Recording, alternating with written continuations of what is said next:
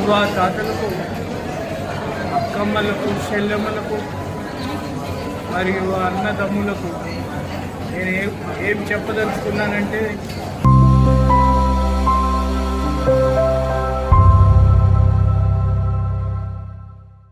3, 2, 1 start. వేచిన ఉదయం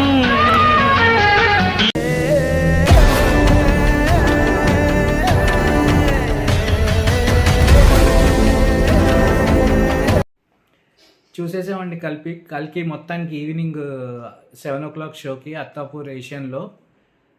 నాగశ్విన్ ఏమైనా తీసావా బాబు? రాజమౌళి ఒక లెవెల్కి తీసుకెళ్తే నువ్వు ఇంకో లెవెల్కి తీసుకెళ్ళావు తెలుగు ఇండస్ట్రీని. టెక్నాలజీ ఏదైతే యూజ్ చేసాడో అది సినిమాకి మెయిన్ అసెట్ అండి.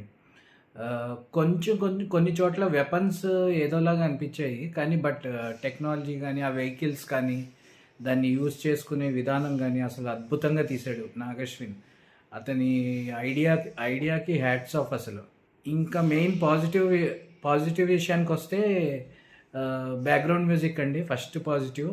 Next Amitabh Bachchan Prabhas fight scenes, Mahabharatam episodes mind blowing అండి అసలు. ఇంకా ఫస్ట్ ఇంటర్వెల్ ఒక 5 minutes ముందు నుంచి ఎండింగ్ వరకు చింపేశాడు సినిమా మాత్రం.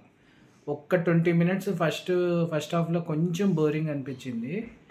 ఆ తర్వాత ఇంటర్వ్యూ దగ్గర నుంచి అందుకున్నాడు. అసలు ఎండింగ్ వరకు పిచ్చి ర్యాంప్ అంతే కుమ్మేశాడు అసలు సినిమాని.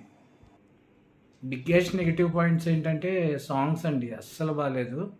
బట్ బ్యాక్గ్రౌండ్ మ్యూజిక్ చాలా బాగుంది. వెనకాల మా కృష్ణుడిని చూపిస్తున్నాను, అలాగే సినిమాలో కూడా కృష్ణుడిని చూపించుంటే బాగుండేదేమో అనిపించింది.